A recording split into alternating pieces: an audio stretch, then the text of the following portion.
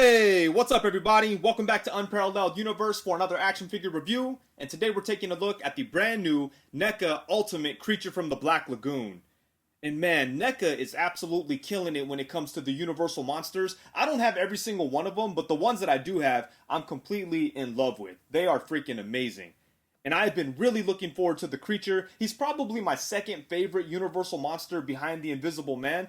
And yeah, I was so excited that this started to hit. And I know that Best Buy was actually shipping them out, but then when I went to bestbuy.com, by the time I was ready to order, it was sold out. But then the other day, I walked into Target and there it was on the pegs. I didn't know that it had actually started to hit Target. So I was really hyped up to find it in the wild, and now I'm super excited to talk about it. So let's go ahead and get right into it, starting off with the packaging. On the front, we do have this old school movie poster style artwork, and it's probably based on an actual movie poster from back in the day. Either way, it looks amazing. It says Creature from the Black Lagoon. Right here we have the creature being all romantic with his lady. Back here we have a couple of haters trying to stop him. Down here we have some actor movie credits. That's really cool. On the side of the box, we get a shot of the creature.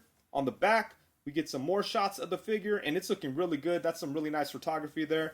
And then on this side, we have kind of a close-up of him. And you know, this is an ultimate Neca figure, so like always, we have this cool flip cover box where you can open this up, and we get some really nice looking figure artwork there.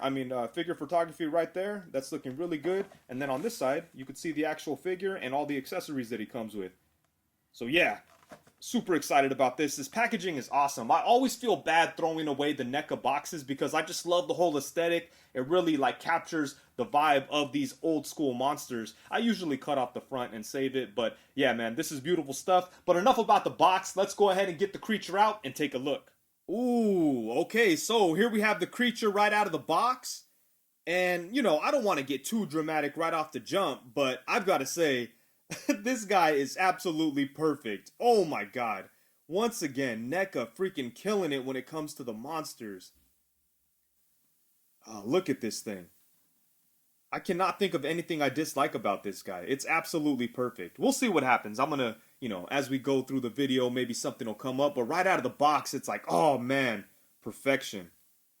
And he looks amazing. He's really well sculpted. Looks like he jumped right out of the movie and all that kind of good stuff. But that's kind of to be expected when it comes to Neca. They always do a good job with that stuff. Where this guy really surprised me is the articulation. He has so much going on and all the joints are so well hidden. This is like one of the most fun Neca figures to actually pick up and play with because he has so much articulation and it's so like it's hidden in there seamlessly. They took full advantage of the design of the creature with all the gills and lines and everything. They really did a great job of hiding the articulation within the design, but still maximizing the amount of articulation they could put in there. And oh man, that caught me by surprise a little bit. Damn, this thing is dope. But let's go ahead and get in close and take a look at the amazing detail on this guy. And of course, to nobody's surprise, Neca did an amazing job on the details and the sculpting and stuff. Starting off at the head, look at that. That's perfect, man. It came out so good. Look at all the texture on the skin and all the different details in there. He's got the big old fish eyes and red lips. The creature has such a bizarre looking face, huh? But it looks awesome, and Neca did a great job with it. Then on the side of the head, we have these things. I don't know what they are. Are they fins, gills? Who the hell knows? But they look good. I like the different color that they gave it, to kind of make it stand out from the green. It's kind of like a gold brownish color or something, and it matches the highlights throughout the body. So that looks cool. Really, really dope looking head sculpt. And then moving on to the body, check out the skin and the texture and the layers and the different colors, different shades of green. And then we have a little bit of that gold highlighting in there. And the gold highlights just kind of run throughout the figure. Check it out here on the arms. Not right here on the stomach though, but there are different shades of green going on in here. That all looks really good. But yeah, check out the arms. And yeah, can you guys see the texture in there? That is amazing. Really good stuff. Same thing like on the hands. Look at this. That's crazy. I love all that. The hands look really good with the long nails. A little bit more of that gold highlight in there. Then on the back he has, I guess this is like his fin I don't know. Does he have fins? It kind of looks like hair, right? But it matches the ones on his face. Man, I love the different shades of green in there. It's beautiful. Beautiful stuff.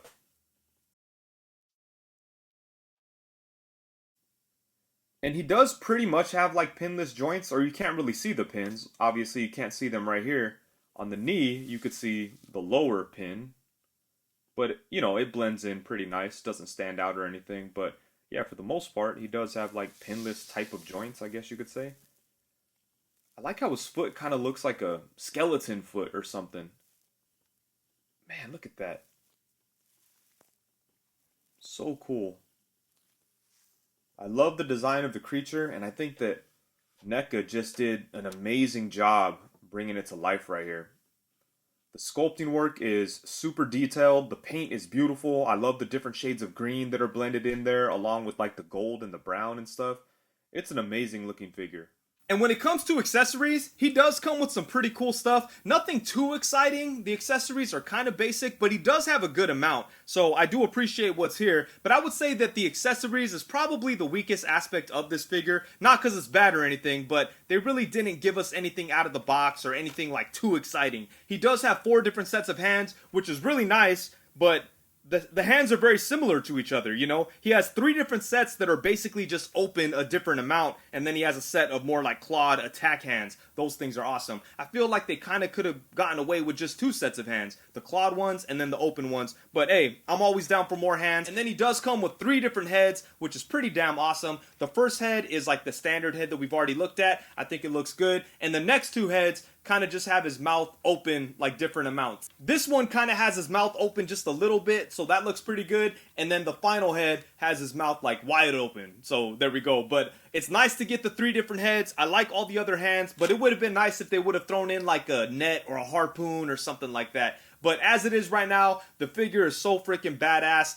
You know, I'm completely fine with these accessories. So I was sitting there editing this review, looking at the picture of this head, and I noticed on the tongue there's like a perfect green square. And I thought to myself, that's like a perfect paint defect.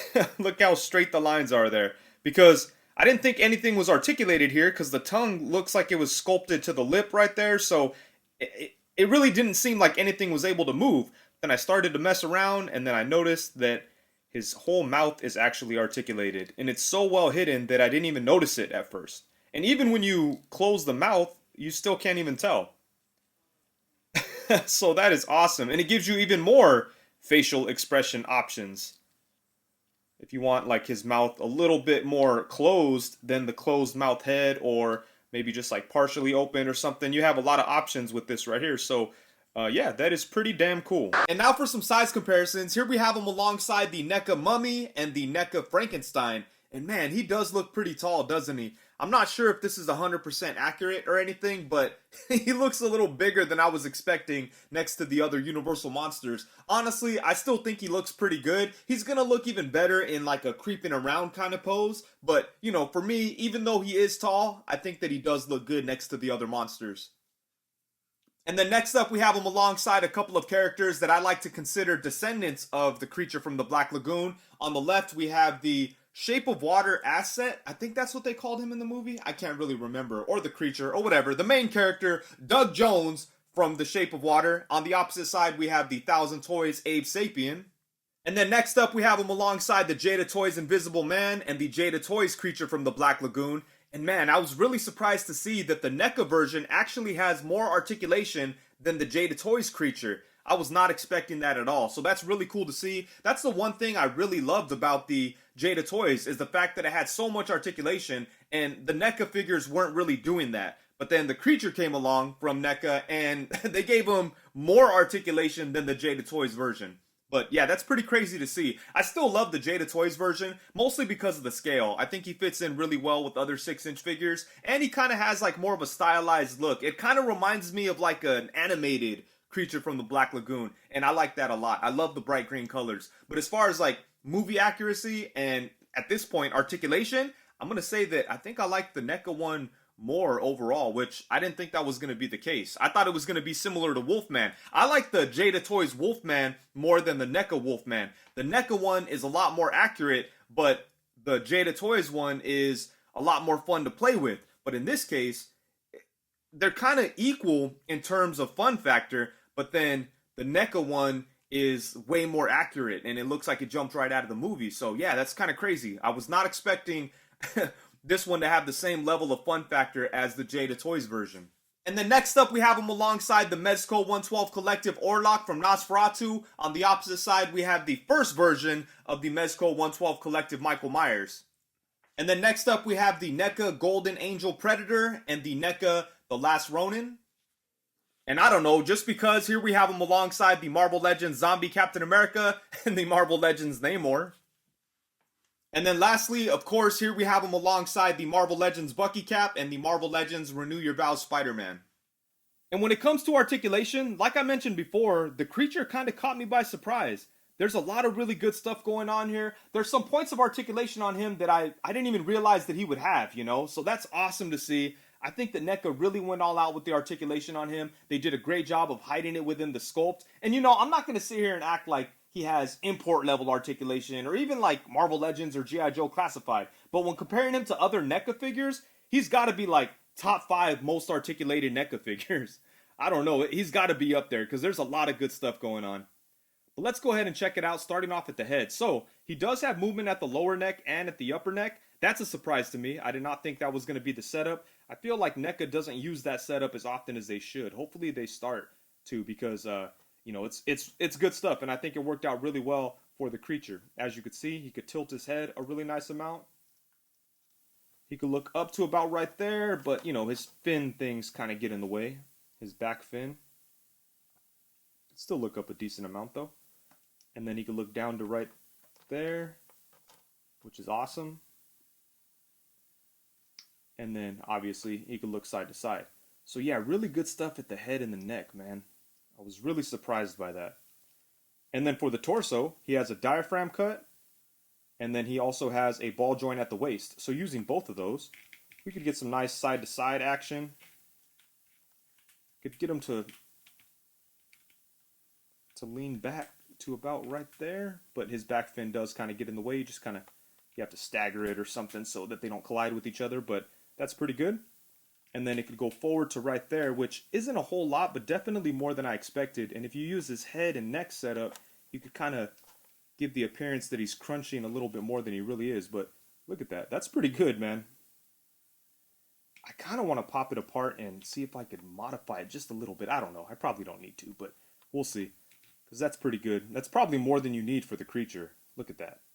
Super dope. And then obviously you can twist on these joints, both of them actually. So that's good stuff. I really like the torso setup here. And then for the arms, his arms could swing all the way around. And you could bring them out to about right there, which is pretty good.